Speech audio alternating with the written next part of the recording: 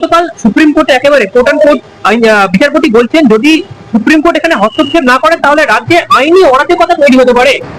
দেখুন, আমরা গত 8ই জানুয়ারি পশ্চিমবাংলার বুকে যে চিত্রটা দেখলাম, যে আমাদের মাননীয় মুখ্যমন্ত্রী একটা কর্পোরেট অফিসে গিয়ে সেখানের ইনভেস্টিগেশনের ক্ষেত্রে হস্তক্ষেপ শুধু করলো না, সেখানের ইনভেস্টিগেশনের ক্ষেত্রে বাধা দান করলো, সেই ইনভেস্টিগেশনের গুরুত্বপূর্ণ নথি পত্র ইত্যাদিগুলো নিয়ে চলে গেল। এরকম তারপরে হাইকোর্টে ইডির তরফ থেকে একটা মামলা ফাইল করা হলো। সেই মামলাতে দেখা গেল সেদিন হাইকোর্টে একটা নৈরাজ্যের সৃষ্টি হয়েছে। কোর্ট একটা সুন্দর অবজারভেশন দিয়েছেন যে যদি সুপ্রিম কোর্ট এই ব্যাপারে হস্তক্ষেপ না করতো হয়তো মানুষকে আরো কঠিন পরিস্থিতির মধ্যে পড়তে হতে পারে আগামী দিনে। সাংবিধানিক পদের অপব্যবহার বলে আপনার মনে হয়? একদম কনফার্ম সাংবিধানিক পদের অপব্যবহার করলেন উনি। কারণ সাংবিধানের পদে শপথ নিয়ে আমি মনে রাখতে হবে, উনি কিন্তু তৃণমূলের মুখ্যমন্ত্রী নয়, উনি কিন্তু কোনো রাজনৈতিক দলের মুখ্যমন্ত্রী নয়, উনি পশ্চিমবাংলার মুখ্যমন্ত্রী। আর পশ্চিমবাংলার সাংবিধানিক গণতন্ত্রের পরিবেশটাকে অক্ষুণ্ণ রাখাটা ওনার দায়িত্ব এবং কর্তব্যের মধ্যে পড়ে। এখন আমি মনে করি যে অপরাধ করবে তার অপরাধের সাজা প্রয়োজন। সাধারণ মানুষ করলে সেটা ডেফিনেটলি এটা অপরাধই ছিল। মুখ্যমন্ত্রী কি সাধারণ মানুষের বাইরে আইন কি বলে? আমাদের সংবিধানে কিন্তু সবার অধিকার।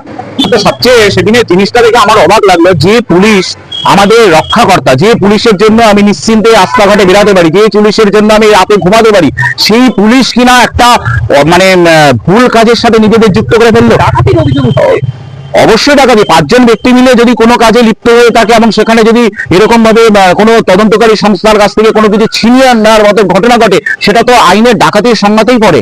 রেডের মধ্যে কি এরকম ঢুকতে পারে কোনো অন্য বাইরের কেউ?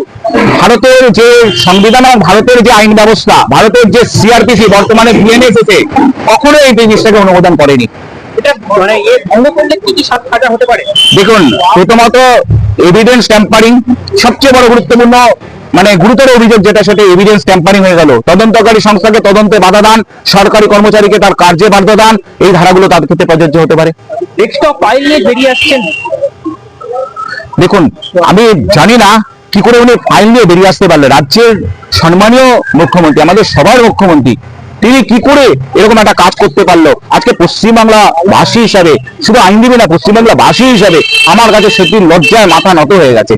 একেবারে দেখা গেল যে মুখ্যমন্ত্রী মমতা বন্দ্যোপাধ্যায় এরকম ফাইল নিয়ে বেরিয়ে আসছেন, সেখানে ওয়েস্ট বেঙ্গল গভর্নমেন্টের স্ট্যাম্প মারা। প্রথমত আমি জানি না এই আমাদের মুখ্য সচিব তিনি কি করে এই আইন ভঙ্গটাকে সমর্থন করলো, আমার কাছে প্রশ্ন। এবং আমি মনে করি যদি এইটার বিচার ব্যবস্থার মাধ্যমে যারা সেদিন যদি এই কাজটা অন্যায় করে থাকে, এই অন্যায় কাজে যারা যুক্ত ছিল, প্রত্যেকের সাজা হওয়া প্রয়োজন। আইপ্যাক তো একটা প্রাইভেট সংস্থা, একদম 100% আইপ্যাক একটা প্রাইভেট সংস্থা। তৃণমূলের পার্টি অফিস তো সিয়াতে পার্টি অফিস আছে, তাহলে তৃণমূলের পার্টি অফিস হিসাবে তো কখনো আইপ্যাকের অফিসটাকে রেজিস্টার করা নেই। যে আইন ভাঙবে তার সাজা হবে। আইন ভাঙলে মাননীয় মুখ্যমন্ত্রী বলে না, দেশের মানে যিনি আইন ভাঙবেন, সে আমি হই, আপনি হন, দেশের মুখ্যমন্ত্রী হোক, দেশের রাজ্যের মুখ্যমন্ত্রী হোক, দেশের প্রধানমন্ত্রী হোক, প্রত্যেককে তার আইনের মান্যতা দিতে বাধ্য হতে হবে। আর সেটা যদি দিতে না পারে তাহলে তার জন্য সেই ধারায় যে সাজা আছে সেই সাজাটাকে ভোগ করতে হবে। মুখ্যমন্ত্রী হিসেবে কোনো ছাড়?